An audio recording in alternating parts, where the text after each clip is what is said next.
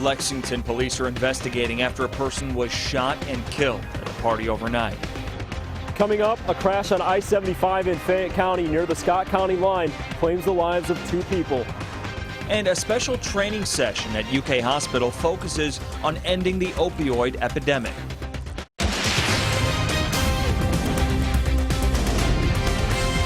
This is WKYT News at 6.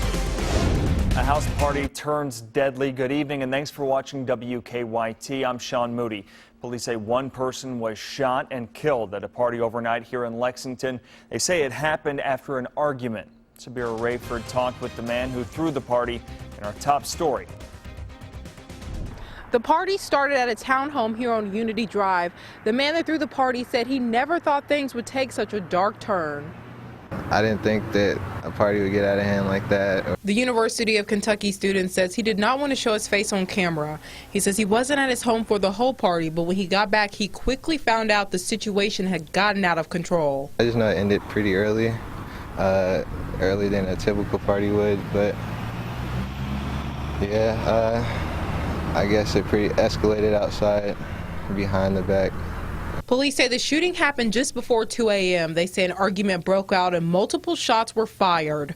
Police say 18-year-old Nathaniel McNeely of Louisville was shot. He was taken to UK Hospital where he later passed away. Austin Mills lives nearby and he says it was a disturbing sight. Look outside and then there's some innocent 18-year-old kid that apparently wasn't even the target that gets killed. Mills says he is a student at UK. He says he never thought something so tragic would hit this close to home. It's a little uneasy, you know, knowing that something like that could happen and you're just here trying to get your education and everything, and then this is not something you want to worry about. As for the person who threw the party, he is now warning others to pay attention to their surroundings. It just really makes you think that the party you gotta go to, something that could happen, you know, you gotta put yourself in good situations. Police have been out here investigating all day. The man that threw the party told me he did not know the young man that was shot. In Lexington, Sabir Rayford, WKYT. Police said they don't have a description of the suspect. They're asking anyone with information to come forward. New tonight, police in Lincoln County are investigating after a body was found. Kentucky State Police say people out riding four-wheelers along Skyline Drive found a woman's body near Stanford today. They sent her body onto the medical examiner's office. So far, police have not determined her cause of death or her identity. Also new tonight, crews have been on the scene of a house fire in Jessamine County. This started around 3 o'clock this afternoon at a home on Junebug Lane near Marble Creek Lane. Firefighters from both Nicholasville and Jessamine County fire stations were there at the scene. Right now, we don't know much information about the cause of the fire or whether or not anyone was inside at the time. 2 people are dead and 2 others are in the hospital after a bad crash overnight on Interstate 75. This happened just before 1 o'clock this morning in the southbound lanes at exit 120. That's right near the Fayette and Scott County line. Traffic on that southbound side was closed for hours to clean up the accident. WKYT's Mike Byer is tracking the investigation. 2 people are dead and 2 others are in the hospital following a serious crash here on I-75. The Fayette County coroner confirms 40-year-old Michael Jones of Leslie County and 42-year-old Chad Taylor of Whitley County died in the crash. The deadly crash happened around 1 this morning in the southbound lanes of I-75 in Fayette County near the Scott County line. Lexington police say 2 cars were going very fast on the expressway when they hit each other. Officers tell us one of the cars hit a wall while the other crashed into the emergency strip on the side of the road. Police say both Jones and Taylor, who were the drivers, died at the scene. One of the vehicles had 2 passengers that were taken to UK Hospital. We're told one of them has life-threatening injuries while the other person has minor injuries. Police say speed was a factor in the deadly crash. Now, the names of the 2 people in the hospital have not been released. To recap, one of them has minor injuries while the other has life-threatening injuries. In Fayette County, Mike Byer, WKYT. Those southbound lanes of I-75 were shut down for more than 4 hours while emergency crews cleaned up that crash. They finally reopened right around 6 o'clock this morning. We're learning more about a motorcycle crash that killed a man last night in Georgetown. The Scott County coroner has identified that man as 47-year-old Johnny May Jr. The coroner says May had just left work at Tractor Supply when he hit an oily spot in the road at Oxford and the connector. Investigators say he died instantly, and they also say speed was not a factor in that crash. Today's rain didn't stop the Susan G. Komen Race for the Cure. The annual event was held this morning in downtown Lexington. The event raises money for breast cancer research. It began with a survivor parade at 8:30 at the courthouse downtown, followed by the race. It's great just seeing all the people that has the passion and that's here supporting Komen, Kentucky. It means a whole lot to me as a board member and a survivor. And because of that race, much of East Main Street downtown was closed until about 1 o'clock this afternoon. Also in Lexington today, hundreds of people gathered to walk and roll to raise money for those battling spina bifida. October is Spina Bifida Awareness Month, and this was the third year for the walk. It was held this morning at Shriners Hospital for Children here in Lexington. Several teams raised thousands of dollars more than they did last year, and our own Barbara Bailey served as this year's MC. A special training session was held here in Lexington today. Still ahead, how one group is trying to bring an end to the recent drug epidemic. Your hour-by-hour forecast with Chief Meteorologist Chris Bailey. Well, the rain back into central Kentucky this afternoon in shower form, and that's rolling on out there this evening. Live Skycam, Hamburg Pavilion in the distance, and we've got the clouds, we've got a little fog, and oh yeah, it is raining out there into Lexington now. 63 degrees, humidity's way up there as the drops continue to fall. Everything going around that low pressure, upper level low that has been parking itself for the past week on top of the Ohio Valley. It is between the Indy and Chicago areas right now. And even though it's pulling away, it's still throwing rain into central Kentucky. And the rain over the past hour and change has been picking up the pace a little bit from Cynthiana, Paris, Georgetown into Lexington, where it is really coming down, especially on the south side of town. A little farther to the west, it's a damp evening that is taking shape across most of central Kentucky. So if you're out and about, or maybe you're just getting ready to head out and about, take the rain gear with you. You can thank me later, and the jackets too. We're going to drop it quickly into the 50s. What about for the day tomorrow? Even though that low pulls away, I still think it can throw a scattered shower or thunderstorm at us into the afternoon. Not an all-day event similar to what's going on today. Still on the windy side tomorrow. Let's get to Monday. It gets a little better. Much better weather. That'll roll us into Tuesday as well with temperatures that will return into the 70s. Hour-by-hour forecast will show that later tonight we'll shut the showers down. Say that one 3 times, at least in the short term. Then through the day tomorrow, never going to break out into full sunshine. A lot of low-level moisture is going to hang tough, and I still think it's going to pop a shower or two tomorrow afternoon, maybe a rumble of thunder. We go into Monday morning, first Monday of October, a little fog for the trip into work and school. By Monday afternoon, most areas should top out 70 to 75 degrees, and from there, things get a little better, wouldn't you know it, as we go into a work week, huh? 75 to 80 Wednesday and Thursday ahead of a strong cold front that will make a run at us Friday into Saturday. That'll cause some showers and thunderstorms and a big drop in temperatures as we go into next week. But folks who are heading out right now, Sean, definitely grab the umbrella and the rain jackets because it's coming down. Yep, they'll be ready. Thanks a lot, Chris. Right.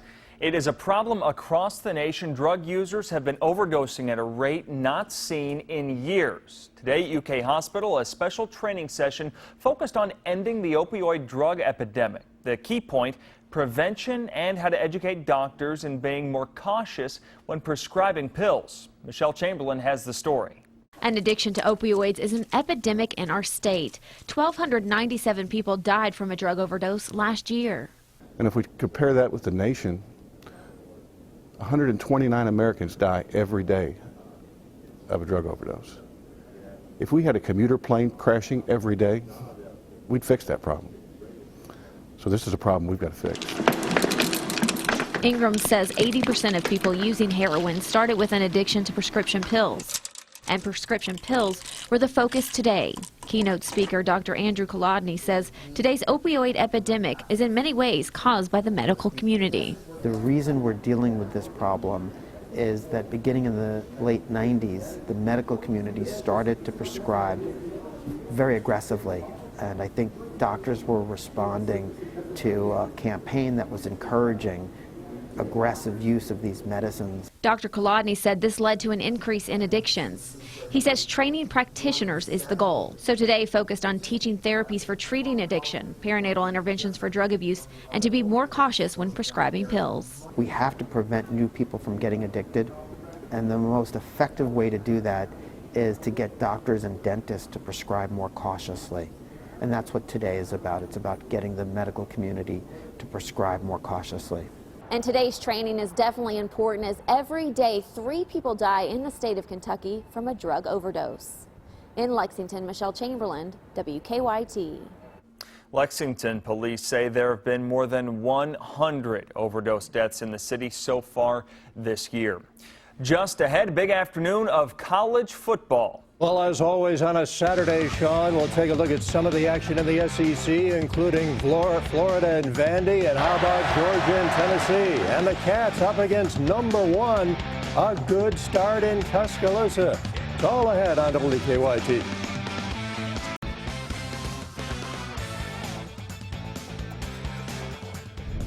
Alabama, a 5-touchdown favorite over the Wildcats tonight in Tuscaloosa. Alabama, the #1 team in the country. It is underway, and the Cats get off to a good start. The defense holding on the opening series. Austin McGinnis, a 45-yard field goal, and Alabama just kicked a field goal to tie it 3-3 in the first quarter. That's where they stand. Florida coming off that loss to Tennessee, playing at Vanderbilt, and the Gators' Quincy Wilson comes in to get the sack. That led to good field position for Florida. Shortly thereafter, Jordan Scarlett took it over from 4 yards out, and Florida went up 7-0. That would turn out to be the only touchdown of this game. Eddie Pinheiro kicked 2 field goals for the Gators. Vanderbilt was not able to get the ball into the end zone. Florida wins at 13-6. Vanderbilt comes into Commonwealth Stadium next Saturday afternoon at 4 o'clock. Now Tennessee and Georgia. The Vols down 17-0 before getting on the board before halftime. Joshua Dobbs takes it over. It was 17-7. Then in the third, Dobbs going to Jalen Hurd. 19 yards. It was 17-14. Right after that, Georgia comes back. Here is Jacob Eason throwing to Isaac Nauta. This play covering 50 yards. Georgia back in control, 24-14. 3 minutes to go, it's 24-21. Eason sacked in the end zone by Derek Barnett. Tennessee recovers the fumble for a touchdown. Vols suddenly in front, 28-24. It wasn't over. Closing seconds. Eason to Riley Ridley. 47-yard touchdown pass. Georgia was back on top, but as time runs out, here it is. Tennessee had the last say. Dobbs, 43 yards to Jawan Jennings. He's got it in the end zone. Tennessee wins it. An incredible game this afternoon at Stanford Stadium, 34-31 Vols. Morehead State and Valparaiso in Jane Stadium. And in the first quarter, it's Morehead's Lawrence Jones on the give. He breaks the plane of the goal line, 6 yards for the touchdown, 7-0 Eagles. On the ensuing kickoff, Valpo's Bailey Gessinger cuts it up the middle, then to the far side of the field. This is an 89-yard touchdown run, and the game was tied 7-7. Still in the first quarter, Valpo's Ryan Clark trying to force this pass into a tight window. He can't do it. Picked off by Morehead State's Aaron Turk. And that set up this touchdown. Lawson Page on the direct snap. 1 yard for the score. And it all comes down to the final 22 seconds. Morehead trailing, but Austin Gayhafer connecting with Jake Raymond. 4 yards. That won it for the Eagles. Morehead gets its second win of the season, 29-26. And just up the road from Morehead, it's Georgetown and Kentucky Christian. Second quarter, KCU's Robert Powell throwing, but Alan Barnes with a pick. He's going 31 yards to the Knights' 20-yard line. And that sets up this Kyle Longworth touchdown run from 2 yards out. But the Tigers up at this point, 21-0. Georgetown getting the W, 31-7 is the final there.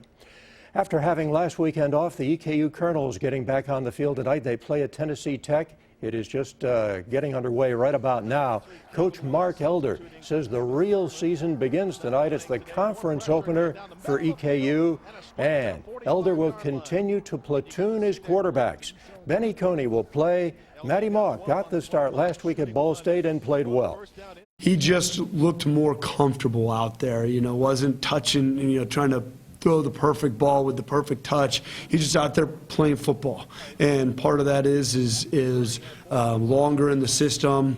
Part of that has been thrown to these guys a little bit longer. Feels a little bit more comfortable and schematically, and also just being here, which is good. And of the Ryder Cup, the United States led by 2 points going into the day, and the U.S. is now ahead by 3 as the sun has gone down at Hazeltine. In the morning session, the Europeans cut the U.S. lead to a point. This afternoon, the United States won 3 points. J.B. Holmes and Ryan Moore rallying to win as Lee Westwood missed a short putt on the final hole. And right now, as we head into the singles pairings on Sunday, how about that? The U.S. has a 3-point lead, 9.5 to 6.5. It is looking really good. All right, and then first quarter just ended. Tie game, Kentucky and Alabama there. If it's half as exciting as Tennessee, Georgia, man, that'd be a good night. That would be a lot to ask for. All right. Thanks a lot, Rob. We will be right back. Tonight's Powerball jackpot is $70 million. Tuesday night's Mega Million jackpot is also $70 million.